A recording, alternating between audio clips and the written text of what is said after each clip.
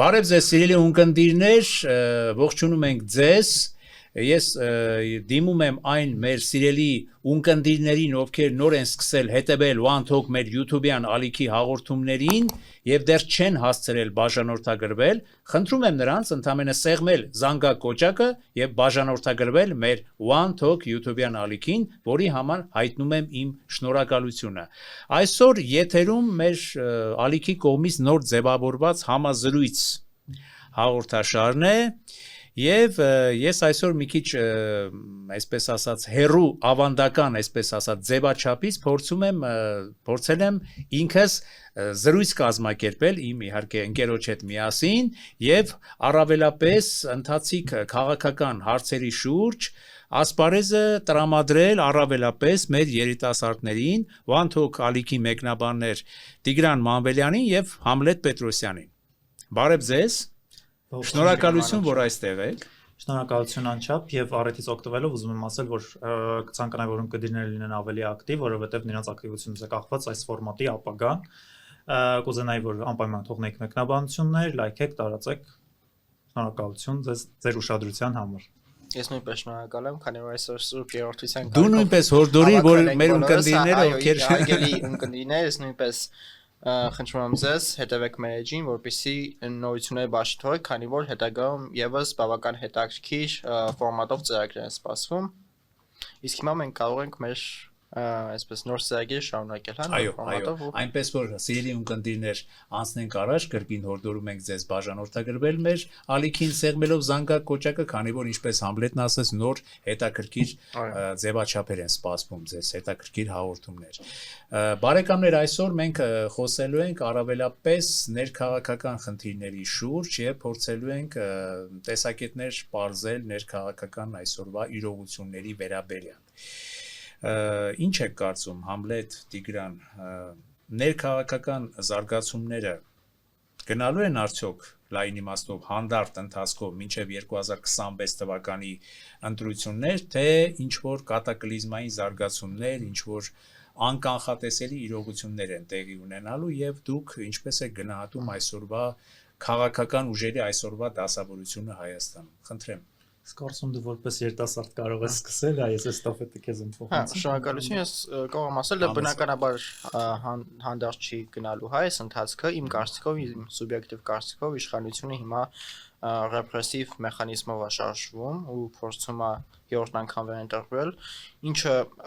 իմ կարծիքով շատ վատ է, բայց հնարավոր է, քանի որ ինչպես արդեն նշեցի, իշխանությունը փորձում է ռեպրեսիվ վարչական այդ համակարգը ինչքան հնարավոր ճնշի ու թե ներկայացնի դիմարիներին, թե նոր ձևով ուժերին ինչքան հնարավոր է ճնշի, հա,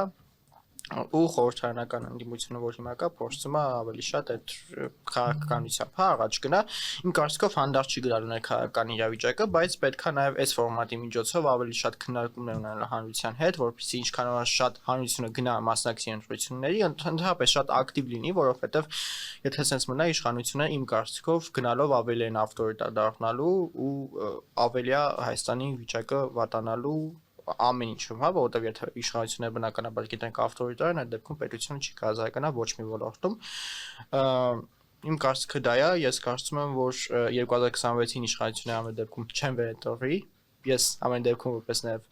քաղաքացի այնպես կանեմ, որ չվերընտրվեն, հա, եւ ամեն մեկս մեր դիրքորոշումը բնականաբար ակտիվ քաղաքացիական կհայտնենք այս ամեն ինչի շրջանակներում, բայց կարծում եմ նաև բավական հետաքրքիր նոր ձևավորվող ուժեր կան, կարող ենք նաև դրանց մասին խոսալ։ Հիմա կարծում եմ խոսքը կամ փոխանցել Տիգրանին։ Դու որ խոսում ես, քո տեսակետն արտահայտում ես, Համլետ, Տիգրանս հետաքրքիր գրառումներ էր անում։ Հիմա տեսնենք Տիգրանը ինչով կպատասխանի կամ կհակադարձի, դա թողնենք Տիգրանի հայեցողության։ Տիգրան, դու նույնպես կարծում ես, կիսում ես տեսակետը, որ իշխանությունը պատրաստվում է կամ իրականում արդեն ռեպրեսիվ, չէ, իրականում այդպես ասած, ռեպրեսիվ մեթոդներ է կիրառում հասարակության նկատմամբ վերընտրվելու համար եւ դա դրսեւորված տարբեր ճանապարհներով, թե չես կիսում այդ տեսակետը։ Ես միարժեք կարծում եմ, որ ցանկացած իշխանության խնդիրը բնականաբար իշխանության մնալն է, իշխանության գալուց հետո եւ վերարտադրվելն է, բայց այսօրվա իշխանությունները որևէ խնդիր չունեն Արգելի Համլետ ընտրվելու ասպեկտից, այսինքն վերընտրվելու իմաստով իրենց որևէ խոչընդոտ չկա։ Նախ որովհետև դաշտը ցամաք է, հա, երաշտ է իսկականից, իսկապես հայ քաղաքական դաշտում ներողություն եմ խնդրում։ Այսօր այն իրավիճակը, որը որ տիրում է, ես ուզում եմ ձեզ հիշեցնել, որ նոր ուժեր են իհարկե դուք ասում եք, որ ստեղծվում են եւ այլն, սա իհարկե լավ է, որ նոր ուժեր ստեղծվում են, բայց պետք է հաշվի առնել նաեւ այդ ուժերի ուրեմն աֆիլիացիաները, մասնավորապես տարբեր երկրների հետ, դրան իհարկե կգանք, չեմ ուզում հիմա մտնել այդ դաշտ, բայց այդուհանդերձ այս ուժերի մասին խոսելիս մենք պետք է հաշվի առնենք ինչքանով են դրանք ձեռնտու իշխանությանը, որովհետև իշխանությունը վերջին տարիներին փորձում է պահպանել հայտնի սև-սպիտակ ձևաչափը, այսինքն իրենց այդպես են ներկայացնում, դա եկավ իհարկե Հայկ Մարությանից, հա, հիշում եք, որ ինքը այդպես իրեն ներկայացրեց, ասես մենք սպիտակ ենք, ով մեզ հետ չի սև է, դա իր խոսքերն են, ես իրեն ոչ խմբագրում եմ, հա, ընդհանրապես ցիտում եմ իրեն։ Եվ ուզում եմ ասել, որ այս ֆորմատը շատ ձեռնտու է, որովհետև Նիկոլ Փաշինյանի վարկանիշից ենք խոսում, բայց բոլոր սոցիոլոգիական հարցումներով իրենից բարձր վարկանիշ ունեցող Համլետ ջան քաղաքական գործիչ առհասարակ չկա։ Այսինքն նա առաջին տեղում է, մնացածը եւ նրանից ովքեր գալիս են իրենից հետո, ասենք իրենից 3-4 անգամ ցածր։ 3-4 անգամ, այսինքն կարող են ունենալ 3-4% այդ մարդիկը։ Սա օբյեկտիվ իրականությունն է, որի հետ մենք հաշվի նստել չենք կարող։ Մնացած քաղաքական կուսակցությունները ունեն շատ ցածր վարկանիշ եւ անհամեմատ բարձր հակավարկանիշ։ Օրինակ Միացյալ Նահանգներում անցյալ տարի ընտրություններն էին եւ այնտեղ վճռորոշը գործոնը հակավարկանիշներ եւ ոչ թե վարկանիշը, որոնք այդ սոցիոլոգիական հարցումները կատարվում էր եւ դրանց հիման վրա է շատ այդ շրջանում հիշում եք բարձր էր Քամալա Հարիս եւ դեմոկրատական կուսակցության առհասարակ հակավարկանիշը, որը պայմանավորեց ըստ էության իրենց պարտությունը ցավոք սրտի, բայց ուզում եմ ասել, որ մենք պետք է հաշվի առնենք գետնի վրա իրողությունների հետ։ Ինչ կունենա, իհարկե ես կարծում եմ, որ Նիկոլ Փաշինյանը միարժեք վերընտրվելու է, եւ դու խոսեցիր ռեպրեսիվ մեքենա, բնականաբար կա վարչական ռեսուրս, կա ռեպրեսիվ մեքենա, որը որ միշտ գործող իշխանության օգտին է։ Դիմադիր ուժերը մնացած կուսակցությունները չունեն այդ ռեսուրսը, այսինքն սա արդեն անհավասար վիճակ է։ Սա մեկ եւ ես ուզում եմ հիշեցնել, որ Հայաստանում երբևէ ընտրություններով իշխանություն չի փոփոխվել։ Հայաստանում ընտրություններով փոփոխվում է ընդդիմություն ընդամենը։ Այսինքն մենք 2026 թվականի հունիսի 1-ին ունենանք մի իրավիճակ, երբ իշխանությունը կվերարտադրվի անխոչնդոտ, վստահաբար։ Եվ ազգային ժողովում մենք ուղղակի քանի որ ունենք, ես չգիտեմ էլ նույնիսկ այս ուժը կանցնի այսօրվա խորհրդարանի երկրորդ ուժը չի հայտնվի պարլամենտում, դա էլ է շատ այսօր օդում կախված հարց է, որովհետև շատ է իջել նոր ուժեր են ստեղծվել, հա, մեր ձևով եւ այլն, եւ ես կարծում եմ, որ կա շատ հավանական է, որ իրենք կլինեն երկրորդ ուժը, հա, խորհրդարանի հիմնական ընդդիմադիր ուժը։ Այս պահին այսքանն եմ տեսնում։ Երրորդ ուժ հնարավոր է, որ երրորդ ուժ ուղղակի այստեղ արմատամետներին դեպ չեմ տեսնում խորհրդարանում եւ չեմ տեսնում, որովհետեւ այսօրվա իշխանությունը նաեւ այնպիսի դաշտ է ստեղծել, որ այդ սև սպիտակի մթնոլորտը շիկանալու է եւ բնականաբար իր վրա վերցնելու է այդ պատասխանատվությունը եւ սա էլ պետք է հաշվի առնել, թե ով կշիռ տվեց, հա, այդ նոր մուտք գործող քաղաքականություն ուժերին,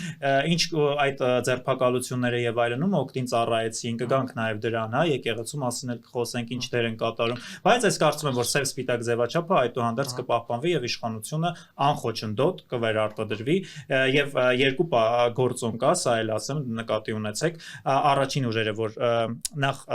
համընդհանուր ապաթիայի մթնոլորտն է, որը որ առկա է այսօր, այսինքն մեծամասնությունը ժողովրդի ուղղակի չի ցանկանում գնալ ընտրատեղամասեր, սա բնականաբար բոլոր ժամանակներում ծառայում է գործող իշխանության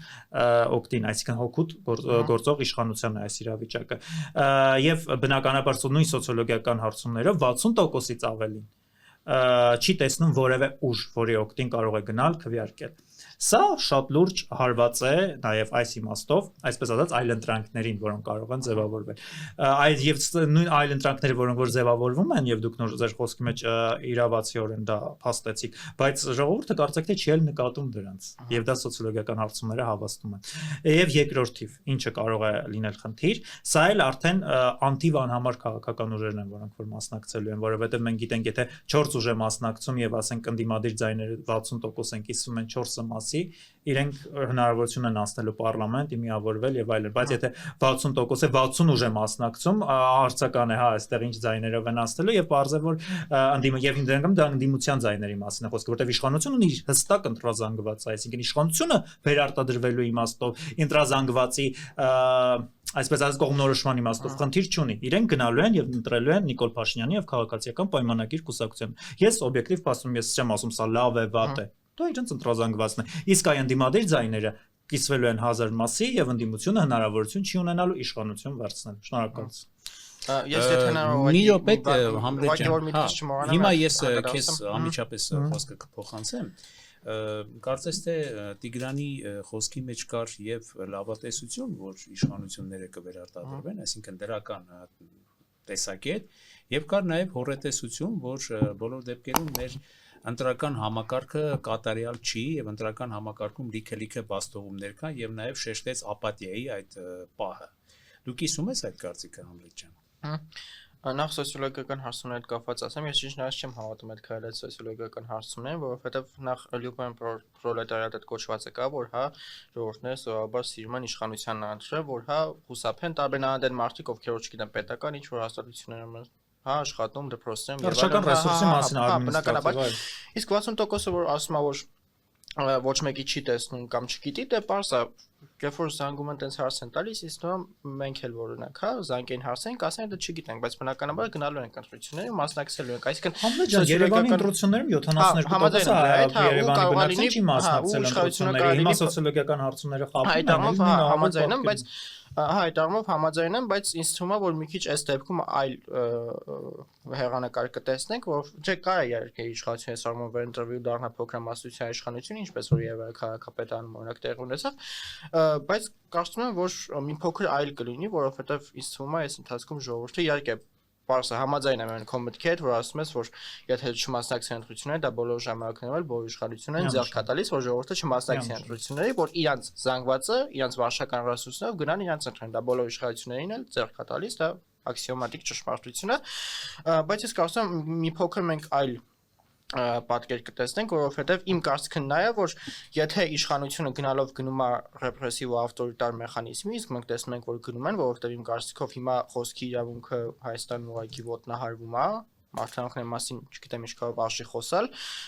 ու եթե յուրաքանչյուր իշխանություն, ով որ գնում է ձգտում ավտորիտարիզմի ու ինքը չունի դրա բազան, հա որտեղ իշխանությունները իմ կարծիքով չունեն դրա բազան ու Հայաստանն էլ չի կարելի ինքը այդքան ուժեղ պետություն չի որ կանա ավտորիտար համակարգով այդքան երկար հայ մնա եթե իշխանությունները գնում են ավտորիտար համակարգով իրանք չեն կարա մնան իրանք ճակ են տալու կոպիտ ասածներ ներսից ու այդ իշխանությունը փլվելով շատ վատ ձևով եթե նույնիսկ 2026-ին Նիկոլ Փաշինյանը ընտրվի շատ վատ ու կարճաժամկետ հեռանկար եմ ես տեսնում որովհետև նախ այստեղ սովորութային առումով չի եղել իշխանություն որ երրորդ անգամ վերընտրվի պետք է դա էլ փաստենք, հա, միշտ երրորդ ժամկետը վերընտրվելուց հետո, նույն Սերժ դեպքում հեղափոխություն է եղել, հա, այդպիսի պատկեր ենք տեսնելու, այս սովորութային նորմն ենք էլի ասում, որ չի եղել տես դեպք, որ իշխանություն երրորդ անգամ վերընտրվի եւ կարծում եմ դա այս դեպքում էլի կազմի։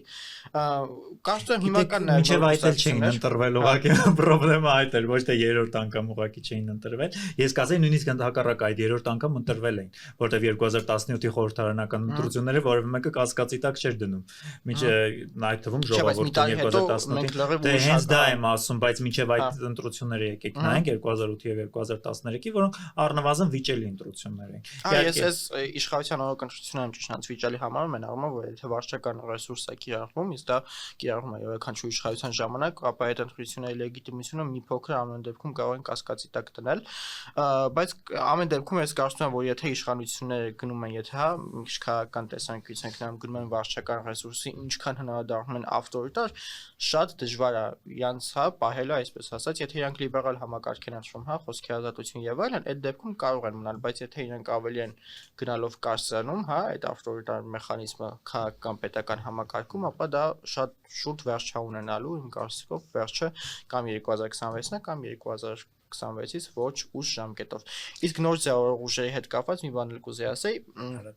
կան նոր ձևավորող իհարկե ուժեր ու իմ կարծիքով նոր ձևավորող ուժերը ավելի շատ մեծ վտանգ են ներկայացնում իշխանությունների համար, կան ներկայիս խորհրդարանական ուժերը, որովհետև ամեն դեպքում ներկայիս խորհրդարանական ուժերին փորձում են ինչ-որ ձև հակադարձեն, հա, այսինքն ինչ-որ ձև կարող են այդ առումով հակադարձեն, իսկ նոր ձևավորող ուժերին այդքան էլ չեն կարող կամ իրանց հակադարձությունը ժողովրդի տեսանկյունից արդեն այլ լուրջ չի ընկալում, հա, որովհետև այդ նախկին թալանչի այդ մեխանիզմը այլ չի գործում նրան, եթե շատ մարդկանցից շատերը կամ ներկայիս իշխանության հետ են համագործակցում Հա տեսնում ենք օրինակ լիքը գործարարներ կան, որ նախկինում հանրապետական են, հետո հանրապետականից դուրս եկան, հիմա ներկայիս իշխանության հետ են համագործակցում շատ հանգիստ։ Կամ արդարացվել են դատարանով։ Կոնֆորմիզմի դրսևորում։ Կամ դատարանով արդարացվել են, դա էլ ենք տեսնում։ Ու ժողովուրդը էլ կարծում եմ այդ նախքին թալանչի հետ իրենց ձևակերպումներին լուրջ չի վերաբերվում ու դա էլ կարող շատ մեծ Համլետ նույն քո այս մտքերը հավաքելով փորձեմ այս մտքերս նաև ուղղել, այսպես ասած, որպես այսօրվա այսպես ոչ պաշտոնական վարողի դերում հանդես։ Վարողի, բայց ես կուզենայի դուք ձեր կարծիքը անպայման հայտնեք Մանուկ ջան, որովհետև ես ուղղակի դիտարկումներ ինչ դուք ասպարեզ տալ։ Չէ, քանի որ ֆորմատը 3 հոգու է, կարծում եմ դուք ձեր տեսակետը դուք արդեն կարծես թե ձեր տեսակետներով լցնում եք ընդհանրապես մեր այսօրվա թողարկումը, այ Տիգրան, դուք համաձայն եք, որ մենք գնում ենք դեպի ավտորիտարիզմ, դեպի հետընթաց, որ ժողովրդավարությունից շատ լուրջ, այսպես կաղում է մեզ մոտ ժողովրդավարությունը, եւ մի տեսակետի փոխանցում էլ ձեզ կատարեմ, ելնելով նաեւ Համլետի ասած մտքերից, որ այ տեսակետ կա, ասում են, որ այսօրվա իշխանությունը վատն է, շատ վատն է, լավ բաներ չի անում, վատ բաներ են տեղի ունենում երկրում, սոցիալ-տնտեսական եւ այլն, բայց նաև նախկին իշխանությունները այնքան վատն են եղել, որ դարձյալ այսօրվա իշխանությունը կարողանում է նախկին իշխանություններին վիշապացնելով, սև ու սպիտակ դարձյալ այդ մեխանիզմը կիրառելով պահպանվել եւ նաև քո մտքի քո ասածների մեջ այդ միտքը կար, չէ, որ դարձյալ իշխանությունը կօգտվի նրանից, որ էլի նախկինների թեմային անդրադառնալ, նախկիններն են ասպարեզում եւ ինչու՞ չէ, կարող են նաև նախկին անվանել մեր ձևով նոր ձևավորվող շարժմանը եւ իրանք նորից վերարտադրվել մնան իշխանության։ Տեսնում եք այդ հավանականությունը թե ոչ։ Չգիտեմ որտեղից սկսեմ, շատ թեմաներից խոսեցիք։ Նախկին իշխանությունների նոր ուժեր տեսնում ես ընդդիմության մեջ, որ դարձյալ չի կրկնվի, ասենք չի լինի այն 2021-ի սցենարը։ Ես հույս ունեմ այնուամենայնիվ, որ գաղափարական այլընտրանքներ ոչ մեկը կձևավորվի եւ դա առասարակ այդ քաղաքական պալիտրայի համար դա լուսավորչական նշանակություն ունի, այսինքն դա ուղղակի վերելու է ի վերջո, եթե այս ֆորմատը պահպանվի, ինչը որ կա այսօր Հայաստանի ազգային ժողովում, սա կայուն ստագնացիայի է վերելու, հա, թույլ տվեք այդ եզրն օգտագործել։ Ինչ վերաբերում է, ուրեմն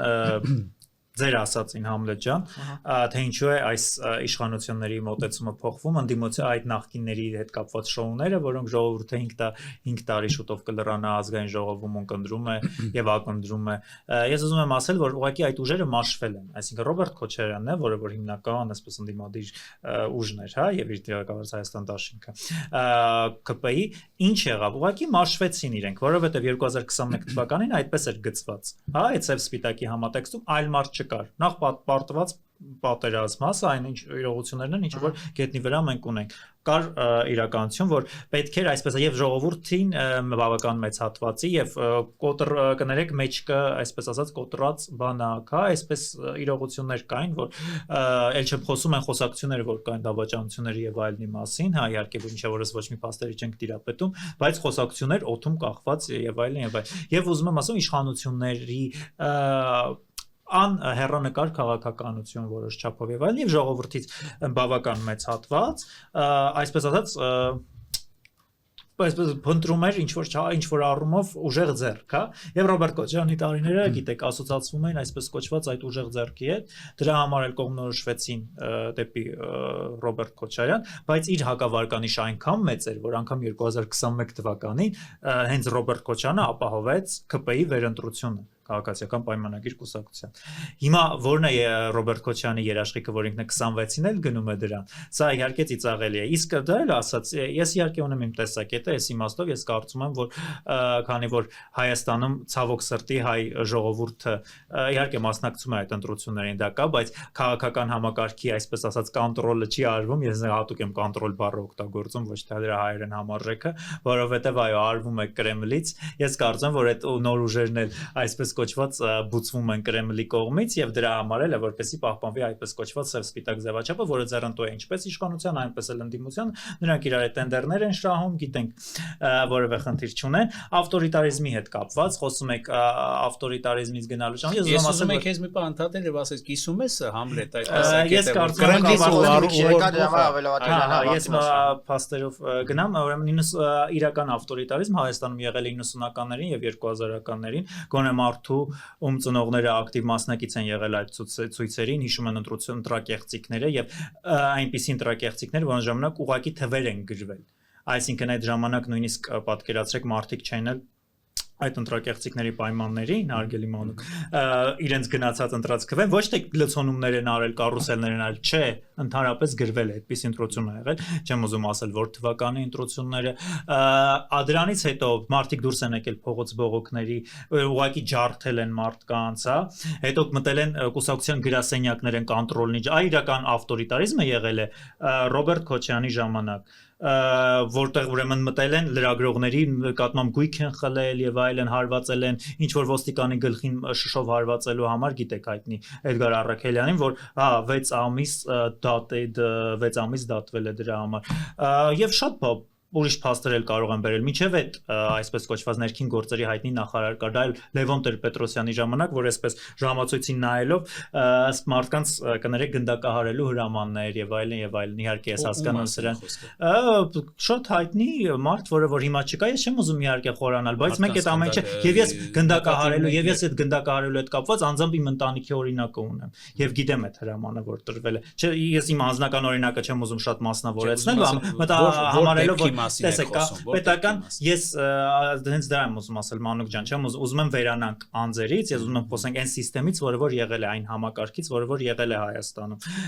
իմ անձնական օրինակը ես ուղղակի բերեցի մասնավորեցրի այսպես ասած հանրության առաջ որպեսզի այդ տարիների պատկերացման ֆոնին մենք հասկանանք որ հիմա իհարկե անհամեմատ իհարկե ժողովրդավարության առումով էլ խնդիրներ կան որովհետև նույն Freedom House-ի զեկույցներով Հայաստանի ժողովրդավարության հետ ընթացը արձանագրել դա Freedom House-ը իհարկե հիմա չի գործում բայց Amnesty International-ը կա Human Rights Watch-ը կա Reporters Without Borders-ը կա որ բազմաթիվ կազմակերպություններ տվել են իրենց գնահատականները որ կա հետ ընթաց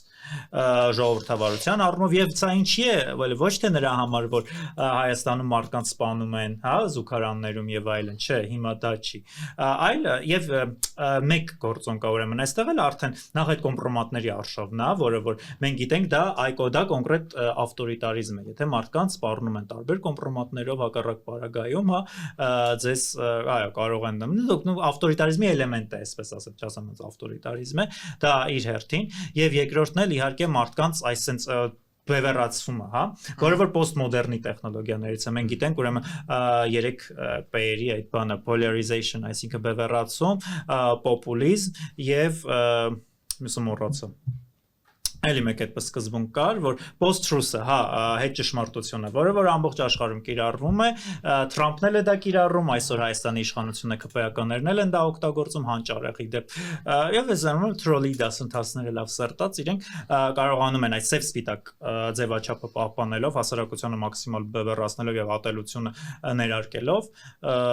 կարծում եմ նաեւ կստացվի վերարտադրվել։ Հայ հետաքրքիր է, մենք Թրամփի մասին ենք խոսում զրույցից առաջ դուք ասացիք որ կատեգորիկ կերպով հիասթափվել եք Թրամփից դու ասեցիր Տիգրան չէ ասենք Թրամփի քաղաքականությունից ես ճիշտ եմ քո Ես առասարակ ես կարծում եմ որ մեր ուշադրությունը պետք է լինի Հայաստանի Հանրապետություն առաջին հերթին անունջան ես Թրամփի դուք եք ասում որ հիասթափված եք ես ճիշտ ասած երբեք հույսեր չեմ էլ ունեցել իրենցից որպեսզի հիասթափվեի կամ ոչ չէ հիասթափելու մեջ կա այսպես նաև երկրորդ կողմ է էլի այսինքն մի հատ փորձենք շեղենք որպեսզի ես չեմ թեմայի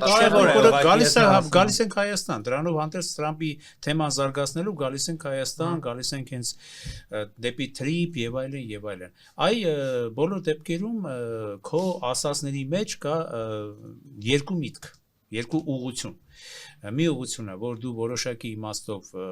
քո հիասթափությունն ես կարծես թե արտահայտում գործող իշխանություններից որոնցից դու կարծես թե շատ ավելի շատ սպասելիքներ ես ունեցել բայց այդ սպասելիքները չեն իրականացել գուցե չէ 2018 թվականի իշխանապողությունը եւ այլն այդ հույսերի արտնացումը որ շատերի մեջ էլ արտնացան այդ հույսերը որ իրականում մենք շուտով ապրելու ենք բոլորովին այլ Հայաստանում բոլորովին վերափոխված անգամ կատարյալ Հայաստանում բայց Համլետը մի քիչ ավելի այսպես կատեգորիկ տեսակետների այսպես դիրքերում է դու Համլետ ամեն դեպքում եթե ավելի մատնանշենք որ քաղաքական ուժերի մեջ ես տեսնում Նիկոլ Փաշինյանի այլընտրանքը, որովհետև այսօր շատ ենք խոսում, չէ, Նիկոլը լավն է, Նիկոլը վատն է, ընդդիմությունը լավն է, ընդդիմությունը վատն է, բայց ինչ ենք առաջարկում մենք։ Այ նաև այդ նույն հարցը ես կուղեմ քեզնից հետո Տիգրանին։ Նախ ես մի քանի բան եմ ուզում ասեմ, հենց այդ ընդդիմության հետ կապված ու նոր ձևով ուժի հետ կապված, նախ իշխանության հետ քաղաքականություն է որդեգրել, եթե նկատել եք, ինքը ասում է, որ ես ամենաեվրոպամետն եմ, ինքը ասում է, որ ես ամենատարածաշրջանայինն եմ, հա, ինքը ամեն ինչ վերցնում է իր վրա, որպեսզի կոպիտ ասած, եթե նոր ուժ ստեղծվի, ասում է, ինչ է այս ուժի մտնում, հենա մենք այս գաղափար ունենք, բայց իրանք բոլոր գաղափարները վերցնում են, միաժամանակ ոչինչ չեն անում։ Ու մի բան էլ, եթե մենք նայում ենք 2021-ի ու ներկայիս ընտրություններին, մի հատ հիշեք 2021-ին իշխանությունը ինչի համար է ընտրվում։ Իրանց մի հատ նախընտրական ծրագիրն է, ու եթե իշխանությունը մի քիչ ու որպես կուսակցություն, լավ իշխանություն չունենք, կուսակցական է, գոնե եթե մի քիչ իրանց հարգեին, իրանք իրանց հարգեին,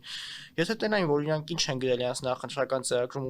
հիմա ինչ ա եղել, իրենք ուղղակի հրաժարական կտային, եթե իհարկե մի փոքր գոնե մի տոկոս իրանց մեջ այդ լիբերալիզմի գաղափարը մի փոքր գոնե մնացել է կամ երբևէ եղել է։ Բայց եթե մենք տեսնում ենք, որ հիմա տարբեր հա սուբյեկտիվ օբյեկտիվ տրիբունալներ կարանք բերենք ինչի չի եղել դա, բայց եթե կուսակցական քաղաքական տեսանկյունից ենք նայում, եթե յուրաքանչյուր կուսակցություն ընտրվում է ինչ որ ծրագրով ու դրա հակառակն է տեղ ունեն, կա շատ դեպքում օբյեկտիվ լինի, կա շատ դեպքում սուբյեկտիվ լինի, բայց եթե դրա հակառակն է տեղ ունենում, ինքը պետք է հրաժարական տա եւ նոր նրան եթե նոր ուժ են ձևավորում, այդ նոր ուժերին դաշտը տար կամ ուղղակի հրաժարական հա տա, որովհետեւ ինքը չի կարողացել իր ծրագիրը նախընտրական անի, բայց մենք տեսնում ենք լրիվ հակառակը, որ իշխանությունը ամեն ձև փորձում է վերընտրվի, իսկ դա փաստում է նրա մասին, որ նրանք ոչ թե գաղափարի համար, ընդհանրապես Հայաստանում գաղափարի համար ընտրություն չկա ցավոք սրտի, ընտրում են անձերի համար, այս դեպքում էլ է տենց, հա իշխող կուսակցությունը հիմա էլի անձի վրա կառուցված ու այդ անձը ընդհանուր պրոյեկտում է իրան պետության վրա, ինքը հիմա իր պետության բանն աստվածն է զգում, հա, կարծում եմ այդ դերի մեջ է հիմա մտել, դա նորմալ է, որովհետև եթե ինքը սենց այսքան երկար շարունակում է, հա, ղեկավարել այս ամեն ինչից հետո հավակնում է երրորդ անգամ ղեկավարել, բարձր որ տենց պետք է լիներ, որովհետև իր մոտ կամած այդ ավտորիտարիզմի ոգին, իր կողքի մարդիկ էլ ինչ կա իր հետ համաձայնում են էլի, այսինքն լրիվ ավտորիտար ոճի մեջ են մտել ու որ տենց պետք է լիներ նոր ձեռով ուժերի հետ կարող եմ ասել որ շատ լավ ուժեր կան իմ կարծիքով որ կարող են որոշակի փոփոխություն բերել նախ խորհրդարանական դիմության հետ կապված ես կարծում եմ իրանք միշտ լինելու են Պարզ է, իրանք ուժեն պետք է մասնակցի ընտրությունների, հիմա եթե դու չես ուզում ինչ-որ մեկը, հա, ընտրել էլ ուժին, թող չընտրի, մի ընտրի, գնա նոր ուժին ընտրի, էլի Հայաստանը հաստատ այն երկիր չի, էլի որ կուսակցությունների ցանկով ինչ-որ սակավություն էլի ունի, այսինքն 140 քանից գրանցված կուսակցություն ունենք, հաստատ ինչ-որ մեկին կարող գնան ընտրեն։ Իսկ իշխանությունը ասում է Թալանչի եւ այլն, արդեն ասացի Թալանչիների կեսը ովքեր որ իսկապես Թալանչի էին ու նախկին իշխանությունները համագործակցում են ներկայացնել համագործակցում են իրանց հետ, կեսն էլ արդարացվել են դատարանով, այսինքն այդ Թալանչիների հետ կգան եւ այլն, այդ ձևաչափը չի գործում, նրանց որ էլի եմ ասում նոր ուժեր կան ձևավորված, որոնք կարող են Հայաստանի քաղաքական դաշտում փոփոխություն բերել եւ մասնագետներով համալրել, էլի, տրամաբանական հարց, բայց եթե չի գործում, հարգելի Համլետ, դու ասացիր, եթե նամուս ունենային, չէ, մի քիչ քո խոսքերը, մի քիչ նամուս ունենային 2021-ին, եթե արդեն պիտի կամ մինչև 2021-ը պարտված պատերազմ եւ այլն, բայց իրենք պետք է ինքնակամ հեռանային, թե իրենց պետք է հեռացնեին հեռացնողները չգտնվեցին, չէ՞, ըստ էության հիմա կասեր որևէ մի քաղաքական կամ որևէ մի քաղաքական վերելուծաբան կասեր, եթե չեն հեռացնում, այդ որ իշխանությունն եք տեսել, դուք տեսել եք Տիգրան, որ հենց այնպես ուղղակի իշխանությունը ինչ որ մի հարցում ձախողվի եւ առանց փողոցի ճնշման, առանց ընդդիմադիր ուժերի հզոր ճնշման, ինքնական վերցնել ասի, այ ես մի հարցում ձախողել եմ, ես գնացի։ Դե եթե մենք խոսում ենք եվրոպական երկրների մասին, հա, ընդհանրապես այդպես է, պարտադիր չէ, որ 1 միլիոն մարդ մասնակցի ցույցին, որ հրաժարական տա, դա ցույց է լինում, սովորաբար իշխանությունը տեսնում են սխալ հրաժարական տա։ Բայց մենք քանի որ մենք բրիտանացի падգամավորների հետ կապված սկանդալը եւ դրա հետևանքում ինչպես է Բայց քանի որ մենք խոսում ենք Կադիրովների սիրահար իշխանությունների մասին, ապա դա կարծում եմ չի փաստի էլի ու եթե անգամ չեն լսել, բայց չնայած Ալեն Սիմոնյանը այդպես հետաքրքիր հայտարարություն իշխանությունների չեն լսել, իշխանությունների եկեղեցականից են լսել, այսքան եկեղեցական չի էլ, բայց իշխանությունների մոլի ֆալատից են ամեն դեպքում դա լսել։ Կարծում եմ, որ այս դեպքում չեն կարող էլի դա պրոյեկտել Հայաստանի վրա ամեն դեպքում այդ ինչ որ տեսնում ենք, հիմա եթե փողոցում նույնիսկ 1 միլիոն մարդ հավաքված լինի, իշխանությունը ասա ես հրաժարական չեմ տալու, ես լեգիտիմ ընտրված իշխանություն եմ։ Չէ, ես կարծում եմ այստեղ ես իմ Որն իմ կարծիքը այստեղ ասեմ։ Մի բան էլ էլի, բայց 1 միլիոն մարդը հարգելի ամեն կներես 1 միլիոն մարդու արկայության դեպքում ես կարծում եմ ցանկացած իշխանություն վախեցած կհեռանա, կփախնի։ Մի բան էլ էլի ասեմ, իշխանությունը ասում է եթե չեն ուզում բան անեն, որ մենք շարունակենք իշխել, թող հեղափոխություն անեն, բայց դա արդյոք լեգիտիմ իշխանությունը կարող է նենց կոչանի, որ ասենք եկեք իմդեղ հեղափոխություն անեք, այսինքն ինքը քաղաքացիական բախումները հրահարում, ինչ է էլի հրահարում։ Այսինքն ինչ էր կատարվում Համլետ ջան 2000 համանդրական իրավունքը չէ, բայց ներկայումս Հայաստանում այնքան վատ է մտնոլորտը, որ իմ կարծիքով եթե հեղափոխություն տեղի ունենա, չեմ կարծում, որ անայդունա լինելու ցավոք սրտի ու այդպիսի կոչ երկրի ղեկավարի կողմից մի քիչ սխալ է էլի հա պարսը ու դեռևս այդ էֆեկտի մեջ ենք էլի դրանից է որ նոր զերոյ ուժեր չեն կարող տեղ գտնեն էլի մեր հասարակության մեջ ես կարծում եմ ընթացիկ ամեն դեպքում կգտնեն ամեն դեպքում ասել որ հեղափոխությունը եկենք նշան այսինքն դուք ընտրությունների լեգիտիմության չես հավատում կամ այնքան վստահ ես որ ասենք գիտես որ ընտրությունները դու մեկը հաղթելու ես թող կան հեղափոխություն անեն էլի այսինքն այդ կամ գիտես որ հեղափոխություն չեն անելու Հա, կամ այդպես դա հիմա ուղղակի ժողովրդն էլ մեղադրելու չէ, էլի այնքան են այս ընթացքում բան եղել, լճացել ժողովուրդը, հա, որ չեն կարող էլի ուղղակի այդ ուժ եթե ժողովուրդը այ եկար ամենակարևոր տեղի։ Եթե ժողովուրդը ինքը չի ձևավորում այդ ներքին օրակարգը, պահանջը, որոշակի ուժերի հետ երկե քաղաքական իրենց տեսակետները արտահայտող չէ, ինչպես է դասական քաղաքական գործունեության մեջ։ Բա իշխանությունը ինչի պիտի վերցնի հենց այնպես ուղակի ինչ որ հարցեր թեկուզ ասենք ըստ քեզ դու ես ասում ցախողած ու ինքնական թողնի ու հեռանա ես չեմ պատկերացնում ուղակի այս ընթացքում այնքան բան է չէ ես չեմ կարող ուղակի հաշվեմ էլի իշխանության ձախողումները ու նաև ընդդիմության ձախողումները թե տարբեր հա ասեմ խորհրդարանական կոնկրետ որովհետև եթե հաշվենք առնվազն ընդդիմությունը խորհրդարանական աշխատել ընդդիմության օգտին չէ եթե իշխանությունը ձախողել է ընդդիմությունը լա չէ ձախողել որովհետև ընդդիմությունը գնացել է խորհրդարան իշխանություն հանել ձախողել են երեք ընդդիմության քննադատության չէ չէ դե ձախողել են իսկ իրենք էլ են դա բանանում հաշվի առնում որ իրենք ձախողել են որովհետև իրենց նպատակը իշխանության հեռացնել որը իրենք միջև հիմա ամեն դեպքում չեն կրել միջև էս ձախողել այսինքն եթե չեն հեռացրել ուրեմն չեն կարողացել դա է նպատակը իշխանության խորհրդարան մտնելու նպատակը դա է չեն արել ամեն դեպքում Էլ եմ ասում պարտադիր չի որ կոպիտաս միջև են վերջին խազը հասնի որ ժողովուրդը դուրս գա բանանի այսքան բան է տեղի ունեցել չէ հիմա իշխանությունն էլ ուղղակի տեսնում էլի որ այս ամեն ինչը տեղի անում որ բանա ժողովուրդը դժգոհ է կամ կանք սեր մի ուժ բանել ասենք որ բաբլի մեջ հայտնվել իշխանությունը իրանց կողմնակիցների հետ հավաքվում է Նիկոլ Փաշինյանին տանում են նստացնում են իրանց կողմնակիցների մեջ որոնք իրան ինչ ասես ասում են գովեսի տեսանկյունից հետ են տանում կառավարության շենք նստացնում են կառավարության շենքում ինքը ասում է դե ժողովուրդը այդտեղ հա Այդ եմ ասում ինչքան հա կտրվում են ինչքան հնարավոր է օրեցօր կտրվում են ժողովրդից ու հիմա Նիկոլ Փաշինյանը ճիշտ է ցույց է տալիս որ չի կտրված հա այսինքն այդ իր սարտիկներով վիդեոները ինչ որ բան է ուզում ապացուցի կամ չգիտեմ այդ իր որ գնում հեծանիվ է քշում ասում է դե ինչ է կարող հանգիստ բոլոր հեծանիվ քշեք բայց դե եթե մենք էլ այդքան ախրանիկ ունենանք հետևից պահենք հեծանիվ կարող հանգիստ քշենք էլի ինքը ուղղակի ցերեկը չի տերում ինչա տեղում Հայաստանում ու հաստատ ոչ մի նորմալ հեծանավոր չկա էլի Հայաստանում հանգիստ հեծանիվ քշի էլի չի տենում այդ ամեն ինչը կամ ուղղակի հետաքրքրված չի զուտեն պետք է աղրիլերը նկարի իր դիտումները հավաքի որ երբեմն ասում է երբեմն չի ասում ամեն դեպքում եթե չասեր չեմ կարծում որ աներ որոշակի ազդեցություն բնականաբար թողում է էլի բայց ինքնությունը դեռևս այդ դաշտ չի մտել կարծում եմ պետք է չէ սարմով որովհետև այդ պոպուլիզմի դաշտել նու պոպուլիզմ չէ ավելի շատ կասեմ այդ իր ոնց ասեմ այդ իր դաշտը ոնց է կոչվում այդ գժությունների կոպիտ ասած հա որ ինքը հիմա անում է այդ ռիլսերի նկարելը այդ չգիտեմ այդ ամեն ինչը որ ինքը անում է դիմությունը այդ դաշտ չի մտնում ինքը ավելի շատ փորձում է պրագմատիկ դիրքերից Խոսա, բայց չեմ կարծում, որ բանավեճի հետ տեղի ունենա անդիմությունը կարողանա լավ արդյունք գրանցի, որովհետև բանավեճում ինքը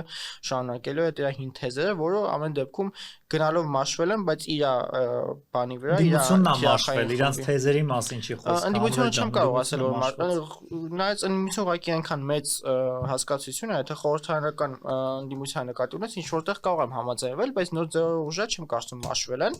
Ռուսաստանը կմաշի այդ ուժերը։ Մեկ էլ հա, այստեղ Ռուսաստանի հետ կապված է, էլի, ես կարծում եմ, որ դա ամեն դեպքում իհարկե դու կարող ես այդպեսի միտք ունենալ, շատ փորձագետներից եմ դա լսել, բայց դա կարծում եմ իշխանական քարոզ է, որ նու քո տեսակետը չէ, բայց ընդհանուր է, որ ամեն ինչը կրանում եւ այլն, դա իշխանական քարոզ է։ Նու իշխանությունը ասում ամեն ինչ չէ, ասում ամենակ անդիմությանն է անում, դա կարծում եմ ինքը լրիվ այդ ներկայիս իշխանության քարոզի տակ է, էլի, որտեղ Կրեմլը մեծ վերահսկում է եւ այլն, դուք չեք կարող ոչ մի բան անել։ Դա լրիվ այդ քարոզի տակ է մտնում, ես կարծում եմ, որ կան նոր ձևով ուժեր, ու հիմա էլ նրանք գործում, նույն մեր ձևով շարժումը, որ նշեցիք, իմ կարծիքով նրանք բավական լավ մասնագետներով համալրված ուժ են, որոնք ինչքան էլ Նիկոլ Փաշինյանը փորձում նախկինների հետ կապի ասի, որ դուք այս երկիրը թալանել եք եւ այլն, իմ կարծիքով չի ստացվում, չնայած իր այդ ձևաչափը, այդ քաղաքական ոճը, խոսակցություն եւ այլն, այս նոր ուժը չի կարող այդ քայլը սերտի, որովհետեւ դե իրանք Ես ճանապարհի հետ տեսնում ենք, իրանք ավելի շատ գործարար ոլորտից են եկել մտել քաղաքականությունից ավելի դժվար կլինի, բայց ամեն դեպքում տեսնում ենք նոր մասնագետներով համալրված ուժը։ Դուք մեր ձևովի մասին խոսեցիք, կարող եք ինձ այ մեր ձևովի մասին ուզում եմ նաև Տիգրանը իր տեսակետը։ Մենակ մեր ձևովի մասին չասեմ։ Շնորհակալություն պետք է այլ ուժերի անուն տալ եւ այդ ուժերի բան ամբարի համբավը նաև այդ իմաստով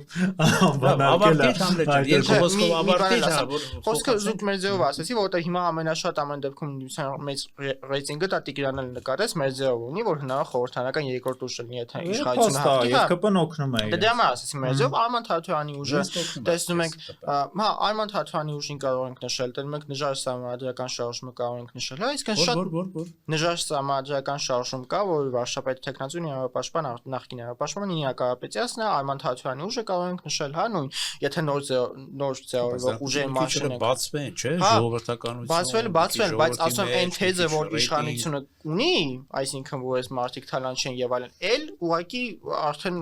բան չի, էլի տրամաբանությունից լրիվ դուրս է, հա, այսինքն այդ կարծում այդ մարդկանց վրա գոնե չի կարելի, էլի դա պրոյեկտել։ Եթե թույլ կտաք Համլետ ջան, ուզում եմ ասել, որ ես մանուկին պատասխան, մինչև մեր ձևովին հասնելը, հա, ես իմ ձևով կպատասխանեմ իրեն։ Լավ ասեց։ Հա, ես ընդհանրապես ուզում եմ ասել, որ ես երբեք հույսեր չեմ ունեցել որևէ օտար երկրի հետ Արգելի Մանուկ ջան։ Իմ բոլոր հույսերը Հայաստանի Հանրապետության եւ Հայաստանի Հանրապետության գիտակից եւ adekvat հասարակության հետ է կապված։ Դուք խոսեցիք ժողովրդից, ես ընդհանրապես ուզում եմ ասել, որ ժողովրդին առաջնորդողը էլիտաներն են, այսինքն այսպես ասել, ժողովուրդը ինչի՞ չի, ժողովրդին պետք են էլիտաներ, որոնք տանեն որևէ հասարակական փոփոխությունների, լեգիտիմ պահանջներ, որովհետեւ մենք նաեւ մոռանում ենք մի բան, ընդդիմության գործը միայն իշխանության փոփոխելը չէ կամ իշխանության գալը չէ եւ անverջ վերարտադրվելը չէ, հա դրան հետո ընդդիմության գործը նաև իր սեփական օրակարգը իշխանությանը պարտադրելն է, որը ոչ պակաս կարևոր բան է, այստեղ ընդդիմությունը մոռանում են այդ կարևոր point-ի մասին, եւ ինչ եմ ուզում ասել Հայաստանի քաղաքական դաշտի այս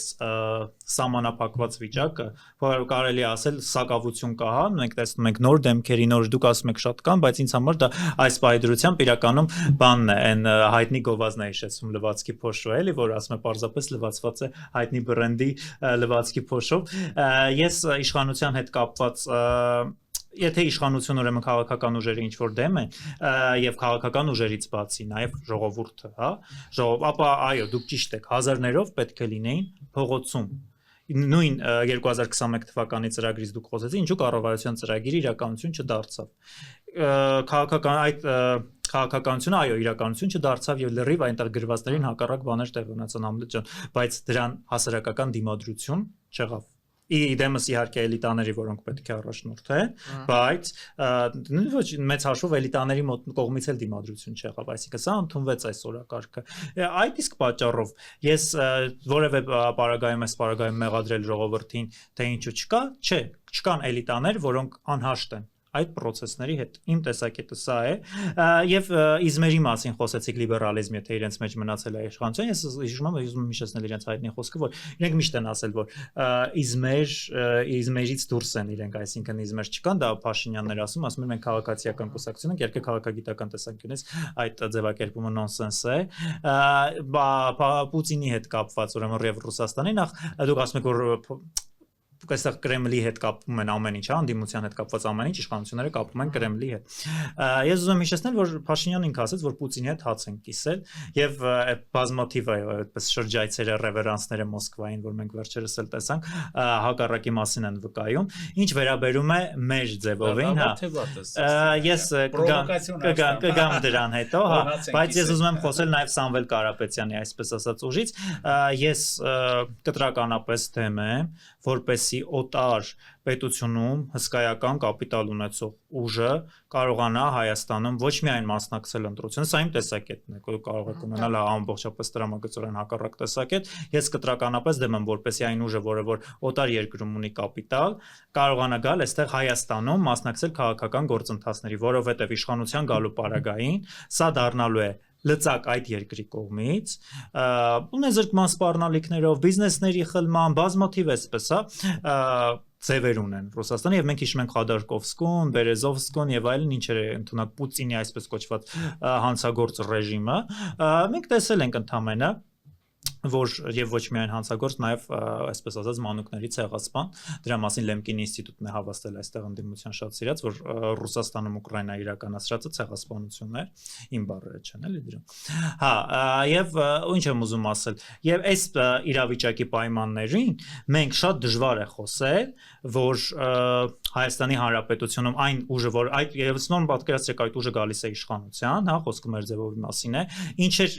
կարող են Հայաստանը ըստ էության դառնում է մանրադրամ այս պարագայում Ռուսաստանի ձեռքին։ Եվ ես անձամբ չունեմ այդ վստահությունը, որ պետական շահը որևէ գործ չի, չէ, վերանում եմ այստեղ Սամվել Կարապետյան կամ որևէ այլ անուն, իր համար պետական շահը կլինի ավելի գերադասելի, քան իր ունեցվածքը։ Ես այդ տեսակետը չունեմ։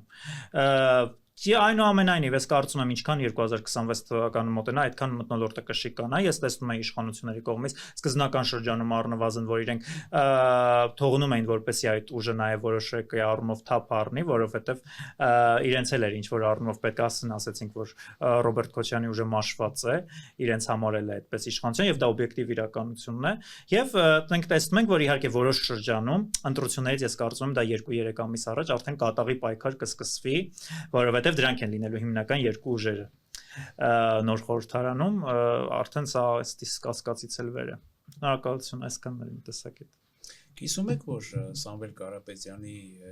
կողմից ձևավորվող քաղաքական ուժը դա օտար երկրը, այսպես ասած, գործակալական։ Ես չեմ ասում օտար երկրը, ես ասում եմ, որ այդ մարդը ունի սեփականություն, որը որ այդ երկրի օտար երկրի կողմից կարող է օգտագործվել լծակ, դա օգտագործել լծակ հենց Հայաստանի Հանրապետության դեմ, ոչ թե գործող ուժը կամ մյուսները վստահ եք, որ չունեն այդ լծակները, այսինքն դրսից օրինակ ժամանակին այսպեսի ես ընդհանրապես ես ճիշտ ասած դուք ունեք այդպեսի ինֆո, ես սիրով կուզենայի լսել, ես այդպեսի բան չեմ լսել։ 230 ինչ-որ միլիոն դոլարի ինչ-որ փոխանցման մասին խոսակցություն եմ լսել, որ ամեն դեպքում խոսակցությունները ուրիշ բան են, փաստերը ուրիշ, արգելի մանուկ, շատ բաներ կարող են ասել։ Քաղաքական ուժը, Սամվել Կարապետյանի քաղաքական ուժը, այստեղ էլ ունի, չէ, որոշակի ներդրած գումարներ, այսինքն բիզնես ունի եւ այլն, այսինքն բայց դուք համեմատում եք դա Ռուսաստանի, դուք համեմատում եք Ռուսաստանում ունեցած բիզնեսների հետ եւ միլիարդների։ Անօրինականը ինչու իշխանությունը, այսպես ասած, այդ գործունեությունը վերցնենք པարզ հարց, ընդհանրապես հարց։ Իշխանությունը չի կասեցնում, եթե դա վտանգ է, այ եթե ձեր ասած խոսքի մեջ, որ դուք ասեցիք, որ կարող է որպես լծակ, ես մի քիչ ավելի շիկացրեցի, ասեցի ճիշտ է, գործակալական ցանց։ Ես այդպեսի բան չեմ ասել, գործակալ։ Դե ըստ էության, որովհետեւ շատ բաներ կարող ենք մտածել, բայց չենք բարձրաձայնի բանը։ Հա, ըստ դեպքում լծակը կարող է նաև ծառայի որպես անգամ, այսպես ասեմ, գործակալական ցանցի իրողություն, կարող է ծառայի, բայց եթե իրավական, մանավանդ այսօրվա իշխանությունն ենք, չէ՞, տեսնում, եթե համաձայնում ենք իցետ, եւ իրենք են ասում, որ եթե մենք ինչ-որ անօրինականություն ենք տեսնում, քրտ դեն առնում ենք, ինչու օրինակի համար, եթե այդքան անօրինական է Սամվել Կարապետյանի այս նոր արդեն ձևավորվող, տեսեք, գրասենյակներ են բացում, քաղաքական ուժը չեն դնում, այն ժողովրդական խոսքով ասած ու չեն կոչկում։ Ես նախազգայուն դիգային ինչպես ինքը արդեն Համլետից հետո կանցնենք վերնշեց, ես ծայրամագծորեն հակառակն եմ մտածում նոր ծերորով ուժի հետ կապված, ես կարծում եմ, որ այդ ուժը բավական լավ պոտենցիալ, մեծ պոտենցիալ ունեցող ուժ է, որ բավական լավ մասնագետներով է համալրված, որ ունի բավական լավ էլ եմ ասում պոտենցիալ ու եթե պետական շահից վեր լիներ Սամվել Կարապետյանի բիզնեսը, ինքը չէր գա Հայաստան, հայ աղելական եկեղեցու մասին կարծիքը չէր հայտնի, դրա համար չէր բանտարկվի ապօրինի խոսքի համար, հա, որ բոլորս էլ գիտենք, անգամ Եվրոպայում բավական գործիչներ են էլի զարմացած, նաև Միացյալ Նահանգներում թե ոնց կարելի է խոսքի համար մարդուն ձերբակալել, բայց դա այս իշխանության չէ վերաբերում, հա բայց դա իշխանության բնույթն է, էլի արդեն դարձել մարդկանց ապօրինի ազատազրկելը, անգամ իրանք էլ են էլի փաստում, որ ձերբակալությունները շատ մեծ են էլի դարձել, այսինքն կոնկրետ հստակ դատվողների թիվը ավելի քիչ է, դրամագծորեն ավելի քիչ է կան ձերբակալվածների, դա շատ մեծ խնդիր է ու դա ավտորիտար համակարգի մասին է խոսում, գոնե թե դատական համակարգում այդ խնդիրների մասին խոսում է, իսկ վերջին շրջանում քաղաքական ձերբակալությունները մեծ թվով դարձել են, որից մեկը նաև Սամվել Կարապետյանի օրինակն է, ով եւս քաղաքական հետապնդման պատճառով ձերբակալվել է։ Ինչ հետաքրքիր է Տիգրանի տեսակետը։ Ես արդեն բացատրեցի այն բանը, եթե պետք է որևէ անգամ ես Սամվել Կարապետյանի քաղաքաբանտարկել, գիտեք, ես դեռ օրինակ Amnesty International-ից կամ Human Rights Watch-ից այդպիսի գնահատական չեմ լսել, որ եւ պետք է նայել այդ ԵԽԽՎ-ի, գիտեք, հայտնի ընդունած այդ բանաձևի, հա, սահմաններում ինքը արդյոք տեղավորվում է քաղաքական, եթե մարդը քաղաքական խոսքի համար ձերբակալվում է, դա դեռ չի նշանակում, որ ինքը քաղաքաբանտարկյալ է։ Մենք չենք կարող հասկանալ այդ մեր ձևով իտակ, որ ինքը եւ դարձավ շարժում ինչ էր թաքնված։ Ես չգիտեմ, գիտեք, դուք ունեք իրավաչափը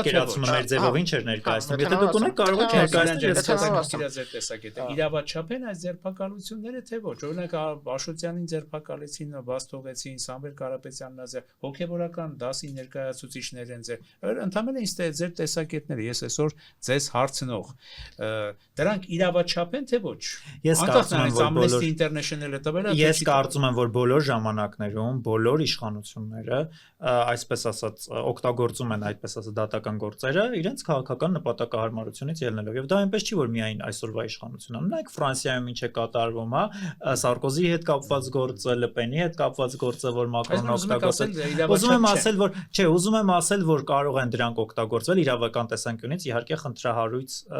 խնդրահարույց է, որ հիշում են միայն այն ժամանակ այդ քրեական գործերը կան, այնպես չի, եւ ես զայել եմ ուզում ասել, որ իրենք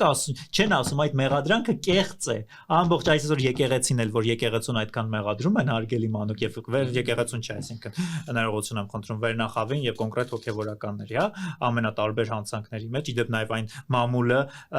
այն մամուլը, որոնց այսպես ասած ներկայացուցիչները եւ որոնց խմբագիրները այսօր իրենց կողքին կանգնած են, մեղադրում են ես եկեղեցու այդ արձագանքից տեսնում միայն որ սա հակաեկեղեցական արշավ է, բայց ես չեմ տեսնում որ ասեն այս սուտ է, այս մեղադրանքը կեղծ է, նույնն էլ ընդդիմություն ասում է, սա քաղաքաբանտարկյալ է, բայց չեն ասում որ այս մեղադրանքի հետ կապված բազմաթիվ այդպիսի գործեր կան, սա այս տեսագրությունը սուտ է եւ այլ,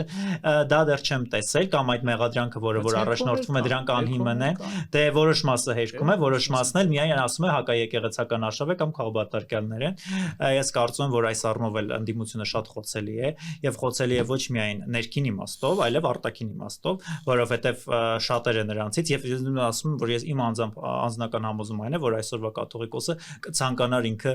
հեռանալ ըստ էության, բայց քանի որ կան կապեր, աֆիլիացիաներ եւ դրա մասին խոսեց Փաշինյանը նաեւ, հա, այսպես ասած իր եղբոր կապերի հետ կապված հատուկ ծառայությունների կան ճնշումներ եւ ինքը ուղղակի ճարահատյալ է, չի կարողանում հեռանալ, սա է իմ տեսակետը, եթե դուք նկատի ունեք, այսինքն ըստ էության երկկողմանի ճնշումներ կան, իշխանության ճնշումները կապված են առավելապես համակարգի հետ եւ բոլոր երկրների վերաբերում, իսկ ընդդիմության այսպես ասած ճնշումների իմաստով կապված է առավելապես արտաքին երկրների եւ նրանց հատուկ ծառայությունների կողմից օգտագործվող այսպես ասած դագանակների հետ։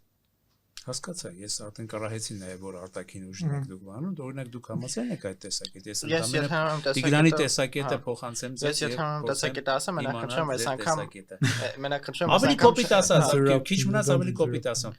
Մեր ներկայիս գործող կաթողիկոսը ազդեցության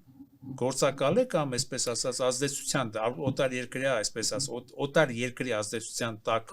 որոշակի իմաստով պարտավորվածություններ ստանձնած մարդ է թե ոչ ավելի այսպես ես մի հատ նախ այն հարցին նախքին վերադառնանք մենք խնդրում ես անգամ չտնատեք վերջնական ասեմ որովհետև թեման է այսպես խառնում ես ավելի կարապետի հետ կապված արդեն վերնշեցի ես համաձայն չեմ այդ տեսակետի հետ ու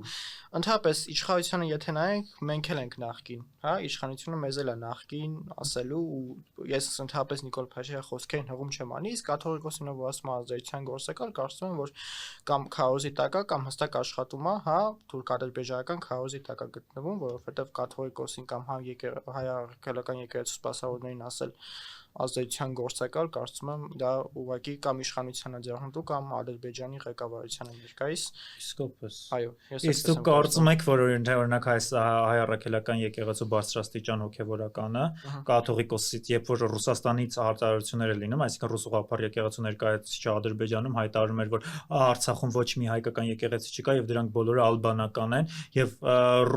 այստեղից ռուս ուղղափառ եկեղեցու ներկայացուցիչին Կիրիլին հա որը որ ասում էր պետք է գնաք զոհվեք Հիսուս Քրիստոսի համար, որպես ցեղասպան պատերազմի դեմ կոչեր անում գնալ մարդկանց զոհվել,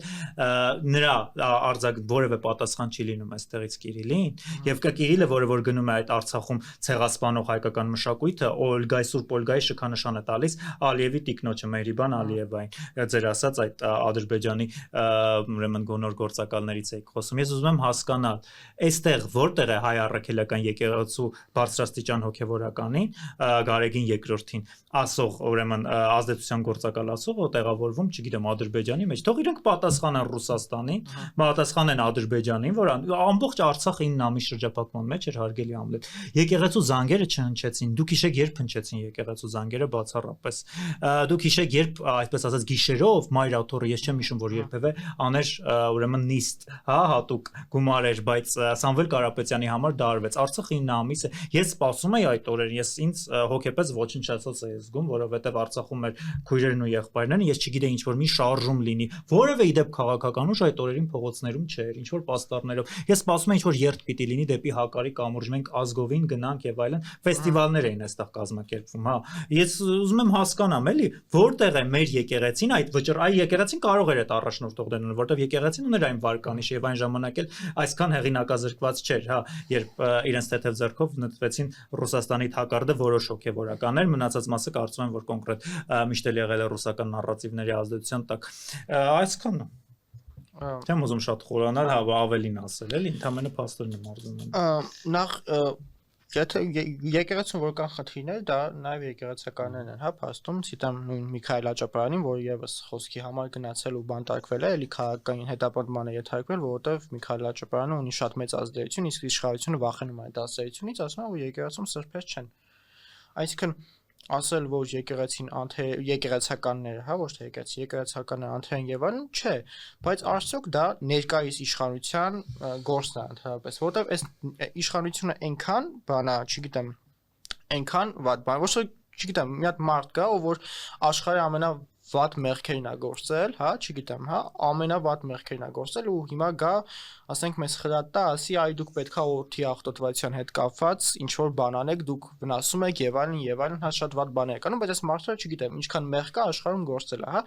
այդ կարգավիճակում հա մինիմում հա ավելի վատ բաներ էլ արել այդ ոլորտից չէ հա օդի ախտոտվության տարբեր ձևաչափերով վատ այսինքն ներկայիս իշխանությունը ընդհանրապես բարոյական իրավունք չունի հա եկեղեցուն հիմա քննադատել նրան եթե տեսնում ենք որ չգիտեմ իր սեփական եկեղեցականին է առաջ քաշում որ եկեղեցական էլ չի արդեն ու փորձում է եկեղեցին այսօրին կարծիքով պարակտության տանի որովհետև եկեղեցին ընդհանրապես դա կրոնը ինքը ժողովրդին կառավարելու ինչ որ մի միջոց է նաև համարվում եւ պարակտելու միջոց է նաև կրոնը եկեք այդ բառով էլ ասենք որովհետև կրոնի միջոցով ավելի շատ խմբավորվում են այսինքն մասերի են բաժանվում ինչքան շատ եթե այդպես է գլոբալ իմաստով դա էլ է պարակտման այն տեսակետը մի քիչ այլ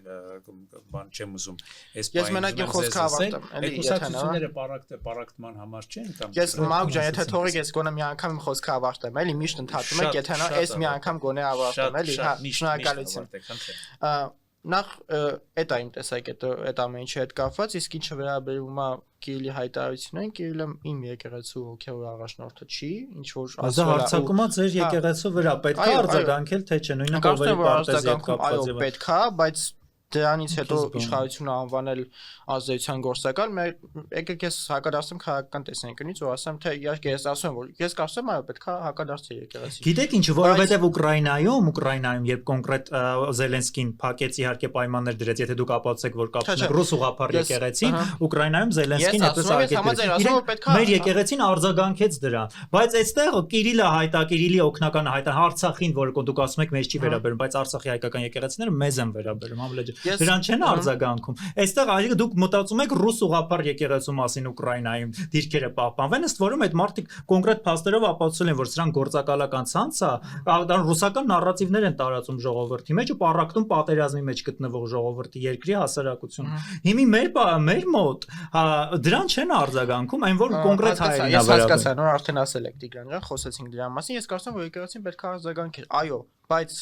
այդ հաշվի առնելով դուրս գալու եկեղեցու դեմ, հա, որտեղ ստեղ իմ կարծիքով, գիտեք, ես մի ծառոտ մարդ ունեմ, ինքը էլի կոնկրետ մեր կաթողիկոսին շատ քննադատել է, շատ դեպքերում ես 90%-ով իր հետ համաձայն չեմ, բայց ես իրան արդեն ամեն օր Էջմիածնում տեսում, ասում եմ, ես ոնց է եկել ես, ասում եմ, որտեղ ես հասկացա, որ սա կաթողիկոսի դեմ չի, սա եկեղեցու դեմ է։ Իմ ծառոտներից մի բավական հետաքրքիր մարդ կար, որ միշտ կաթողիկոսին քննադատում է, ես իր հետ համաձայն չէի, բայց ես իրան վերջերս Էջմիածնում տեսա, ասաց, որ ես կարծում եմ, որ ամեն ինչ ինչ շեղանում եկեղեցու դեմ է, ոչ թե կաթողիկոսի դեմ է, ես վերընկացել եկել եմ։ Որտեղ ես տեսնում եմ, որ այս ամեն ինչը լրիվ այլ ճանապարհով է գնում, ես կարծում եմ, որ եկեղեցին պետքա հակադարձեր, հա, ու շատ կոշտ պատասխաներ չի արել, ինչը ես կարծում եմ, որ սխալ է, բայց ամեն դեպքում այդ ամեն ինչը ընդհանրապես ինչով եք բացատրում օրինակ, լավ, եկեղեցին չի արձագանքել, ինչն է պատճառը։ Հաստատ ոչ նրանով, որ եկեղեցականները ազդեցության գործակալ են, որը որ իշխանական ու ադրբեջանական նարատիվները ոնց է Փաշազադե։ Իսկ ո՞րն է ձեր մոտեցումը, լավ, եկեղեցականները գործակալ չեն, ինչու չեն արձագանքում Կիրիլի օգնականին, որ